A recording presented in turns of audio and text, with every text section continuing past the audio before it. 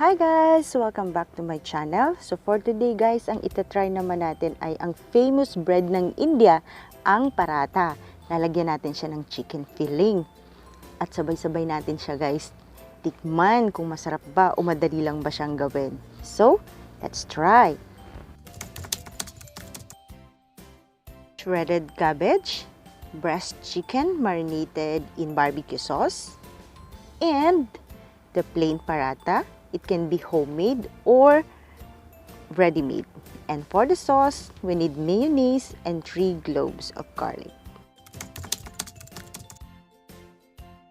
At para sa ating marinated chicken, pwede mo siyang hiwain ng strip or cubes cut. Ayan. So, eto na guys, na-ready ko na siya. Ganito lang yung gusto ko. Ayan o. Ayan. At sa ating pan, maglalagay lang ako guys ng konting mantika. Yung enough lang na maluto yung ating chicken. Ayaw naman natin ng sobrang mamantika, di ba? So yan, medyo spread lang natin siya ng konti para pantay yung mantika sa ating pan.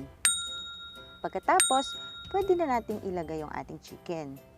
Ayan. Ilalagay ko na lahat guys ha. Yun. At pagkatapos guys, dapat medyo i-spread mo siya ng konti sa ating pan para pantay-pantay yung pagkakaluto ng ating chicken. So guys, pasensya nyo na yung naririnig nyo ha.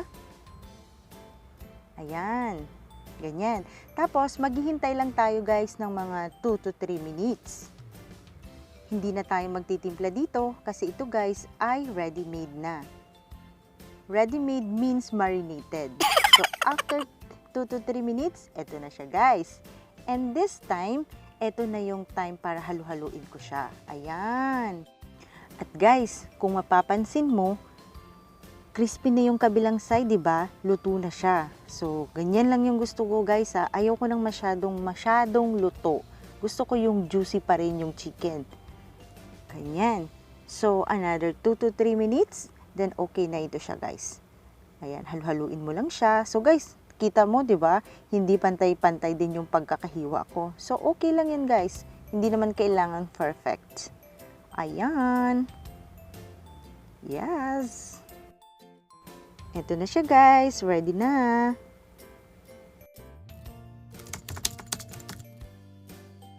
At para naman sa ating cabbage, medyo iha-half cook ko ito, guys, ng konti. Pero, guys, pwede mo na rin pala to guys, isama ng hilaw lang. Pero kung meron kayong kids, dapat i-half cook nyo talaga siya ng konti. Ako rin guys, gusto ko ng medyo half cook siya ng konti. Ayan, halu-haluin mo lang yan guys. Ganyan lang. Yun. Kasi guys, alam naman natin, di ba, mahirap pakainin ng mga bata ng hilaw. At dito guys, magtitimpla din ako ng konting salt and pepper para naman hindi masyadong plain yung lasa ng ating cabbage. Para kahit pa paano, may lasa siya. 'Di ba? At ayan na guys, ganito lang siya kadali. Ganito lang yung consistency na gusto natin. Ayan.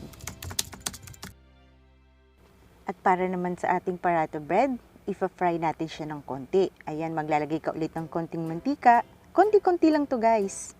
At pagkatapos, dito na natin ilalagay yung ating paratha bread. Ayun, wala tong specific na time guys ha. Second lang. Tapos, i-check na natin siya. Oops! O, diba? Hindi pa perfect, pero okay lang yan, guys. Ganito lang yung color na gusto natin. Brown. Hindi rin naman sobrang crispy. Ayan, second lang din yan, guys. Tapos, luto na. O, diba? Ang dali lang. At para naman sa ating sauce, kailangan natin ng maliit na bowl. Ayan. Ilagay na natin yung ating fine chopped garlic. Ayun, konti lang guys. At pagkatapos, maglalagay na ako ng 2.5 na mayonnaise. Spoonful yan guys ha. At pagkatapos, halu-haluin mo lang yan siya guys. Ganyan. At magtitimpla rin tayo ng konting salt and pepper. Konti-konti lang. Halo-halo. At pagkatapos guys, medyo thick siya. So ang ginawa ko, nilagyan ko ng konting lemon.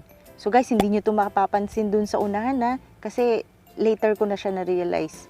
At gusto ko rin siyang i-try, nalagyan siya ng konting lemon. So ayan na.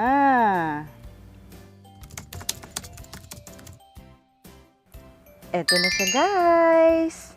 Ayan. O, diba? Madali lang siyang gawin guys. Ito na siya. So ngayon guys, ilalagay na natin siya sa loob ng ating paratha bread. Sa ating paratha bread, maglalagay lang tayo ng mayonnaise. So kailan guys, medyo generous tayo dito ng konti kasi tayo yung kakain nito. Hindi ito pang benta. Take note. At ilalagay na natin yung chicken. Sorry guys, kakamayin ko na. Excited na rin akong tikman eh.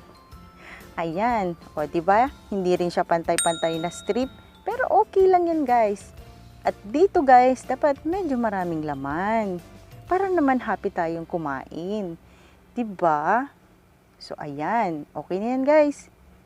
Tapos, maglalagay na ako dito ng cabbage. Ayan. Dito guys, pwede rin kayo maglagay ng french fries kung meron kayong french fries. Pero kung wala, okay na rin to guys. Ayan. Then, you can roll it over. Wow! Ganun lang siya guys, kadali. O, diba? At ngayon naman guys, titignan naman natin siya. Tignan at tikman. Whoops! Ayan. O, diba guys? Simple. So guys, kung nagustuhan mo ang videong ito, please don't forget to like and subscribe. Thank you for watching.